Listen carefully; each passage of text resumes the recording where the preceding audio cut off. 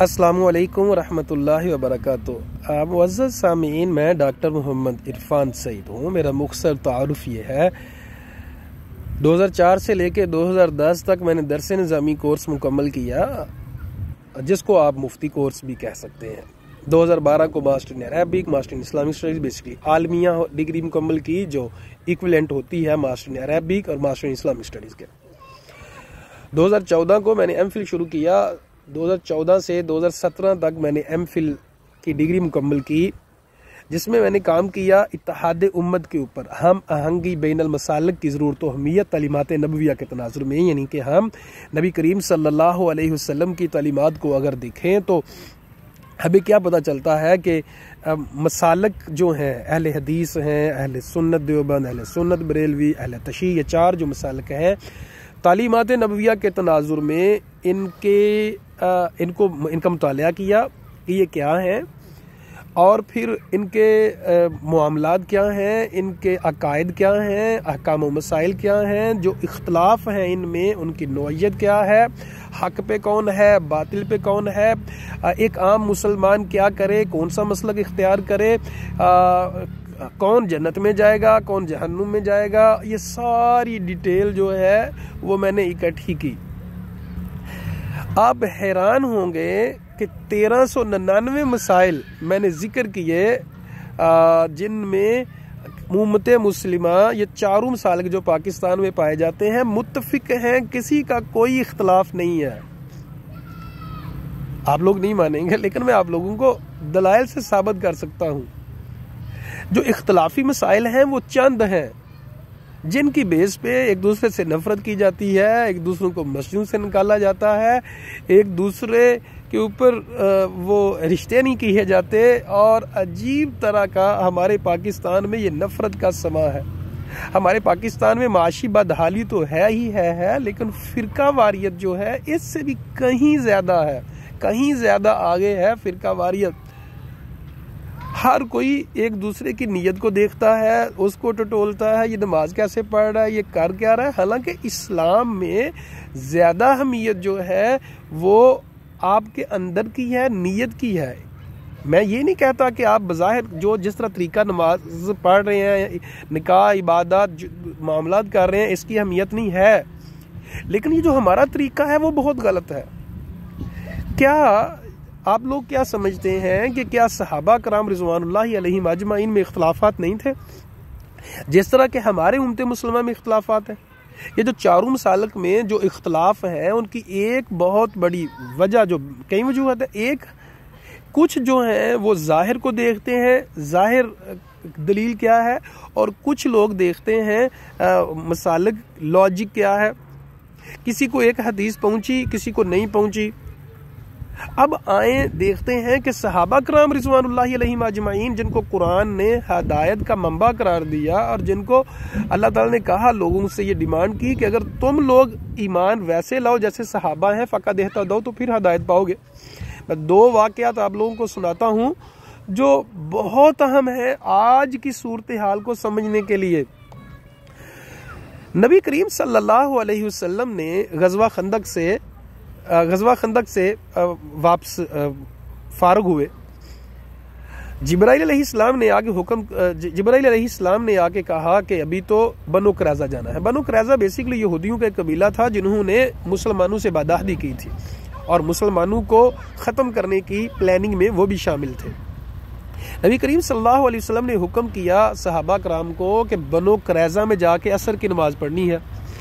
اب آپ صلی اللہ علیہ وسلم کا واضح حکم ہے کہ بنو قریظہ میں جا کے عصر کی نماز پڑھنی ہے، لیکن بعض صحابہ کرام جب چلے تو بعض نے جب درمیان میں پہنچے تو عصر کی نماز کا وقت ہو گیا، تو اب صحابہ میں اختلاف ہو گیا۔ بعض نے کہا کہ ہم عصر کی نماز وہیں جا کے پڑھیں گے، چونکہ آپ صلی اللہ علیہ وسلم کی بات شریعت ہے، اور آپ صلی اللہ علیہ وسلم نے کہہ دیا ہے کہ عصر کی نماز وہاں پڑھیں، تو ہمیں لیٹ کرنے کا گناہ نہیں ہوگا، ہم وہیں جا کے پڑھیں گے۔ جنہوں نے ظاہر جو الفاظ تھے ان کو فالو کیا، اور بعض نے کہا کہ دیکھیں یہ نبی کریم صلی اللہ علیہ وسلم کی مراد یہ تھی کہ آپ جلدی چلو۔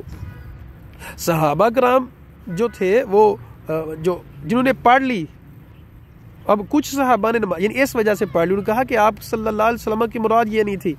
اب آپ صلی اللہ علیہ وسلم نے دونوں کو کچھ نہیں کہا. جب آپ صلی اللہ علیہ وسلم تک بات پہنچی تو دونوں کو یہ نہیں کہا کہ ڈانٹا نہیں، حالانکہ آپ صلی اللہ علیہ وسلم کہہ سکتے کہ بھائی تم نے غلط کیا، تم نے صحیح کیا. دونوں کو آپ نے درست قرار دیا، دونوں درست ہیں. آج کا مسئلہ بھی اسی طرح ہے. ایک بندہ کہتا ہے مثال کے طور پہ نماز کا طریقہ اس کو یہ سمجھ آیا، دوسرے کو دوسرا سمجھ آیا، وہ اس کے مطابق پڑھ رہا ہے، دوسرا جو ہے وہ اپنے طریقے کے مطابق پڑھ رہا ہے. سمجھا اس نے بھی قرآن و حدیث سے ہے، شریعت سے ہے، دین سے ہے.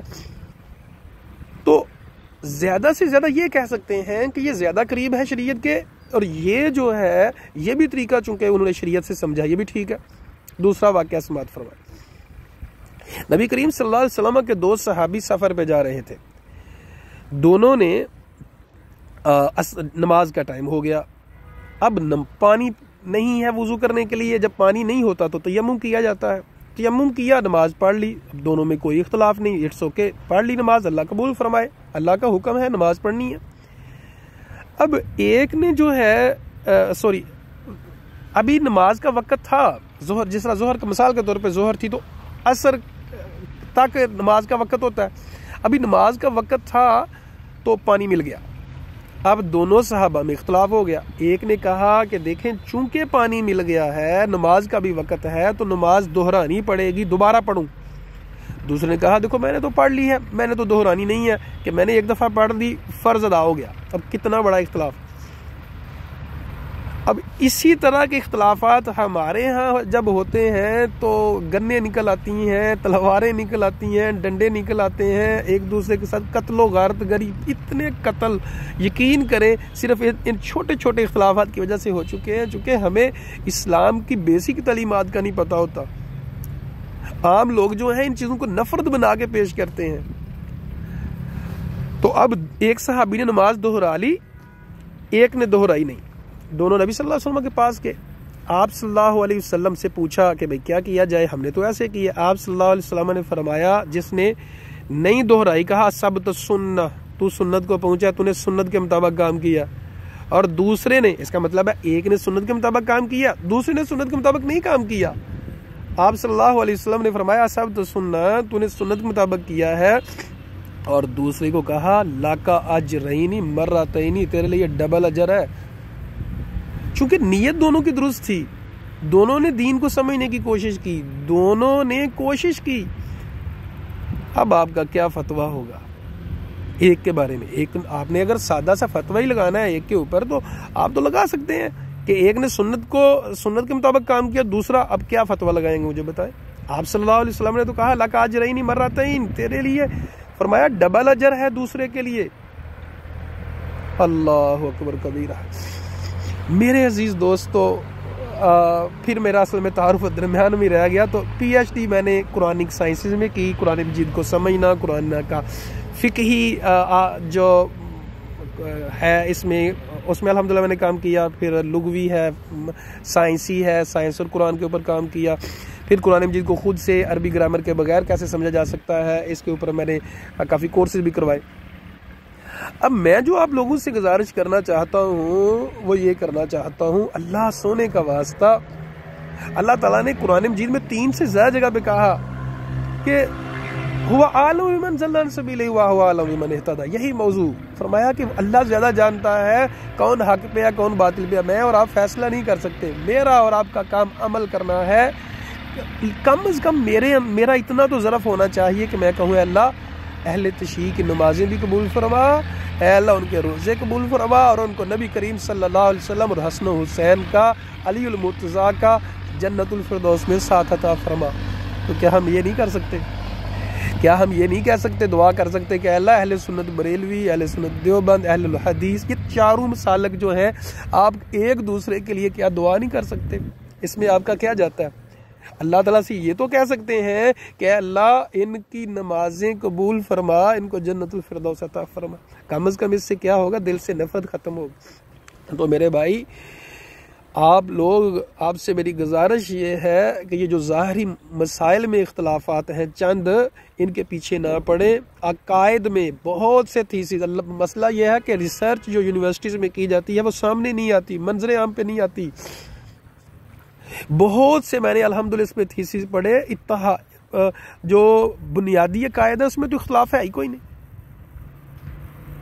چند مسائل میں وہ اختلاف ہے کوئی نہیں۔ اختلاف جو ہے وہ تو حسن ہوتا ہے، ورائٹیز بیوٹی ہوتی ہے، مطلب مختلف ہیں۔ اللہ تعالیٰ اگر قرآن میں کہتے ہیں کہ اگر اللہ چاہتا تو ایک ہی طرح سب کو کر دیتا، اللہ نے نہیں کیا، تو یہی ہمارے لیے آزمائش ہے۔ تو اب میری گزارش آپ سب سے یہ ہے، دل بڑا رکھیں، ظرف بڑا رکھیں، ایک دوسرے کے پیچھے نماز پڑھنا، ایک دوسرے کی نماز کی قبولیت کی دعا کرنا، برائے کرم اس کو آپ اڈاپٹ کر لیں، اس کو آپ لے کے آئیں۔ یہ موجودہ دور کا یہ بہت بڑی ضرورت ہے، کیونکہ ہماری جو یوتھ ہے وہ دین سے دور ہو رہی ہے، وہ سمجھتے کہ ہم دین کون سا سیکھیں، کس مسئلہ کا دین سیکھیں۔ تو اگر کوئی آپ لوگوں کا اس بارے میں سوال ہے یا میرے اوپر کوئی اس تنقید برائے اصلاح ہے یا تنقید برائے تنقید ہے، تو آپ لوگ کمنٹس میں مجھے بتا سکتے ہیں، میری اصلاح کر سکتے ہیں، میں اپنی اصلاح کروں گا۔ اور اگر اسی میں آپ لوگوں کو کسی مسئلے کے بارے میں ویڈیو چاہتے ہیں تو میں وہ بھی انشاءاللہ دلائل کے ساتھ آپ لوگوں کو کہ گوش گزار کر دوں گا۔ تو میرا مقصد یہ ہرگز بھی نہیں ہے کہ آپ چینل کو سبسکرائب کریں، ویوز زیادہ آئیں، بس میسج کنوے کرنا میرا مقصد ہے کہ میں میسج کو کنوے کر دوں۔ بہت بہت شکریہ۔ اگر میری کوئی بات آپ لوگوں کو اچھی لگی تو ٹھیک ہے جی، بہت شکریہ، اس پہ عمل کریں۔ اور اگر آپ کی رائے کے اور آپ کے موقف کے وہ خلاف تھی تو برائے کرم میرے لیے جنت کی دعا کیجئے گا کہ جنت میں ہی جاؤں، اور عافیت کی دعا کیجئے گا۔ دھمکیاں مجھے نہ دیجئے گا، اور میرے لیے جہنم کے فیصلے مت کیجئے گا، اور مرتد کے فیصلے نہ کیجئے گا۔ اور میرے لیے آپ سے گزارش ہے، صرف دعا کی میری گزارش ہے کہ رب کریم سے میں بھی دعا گو ہوں، آپ بھی دعا کیجئے گا۔ بہت بہت شکریہ۔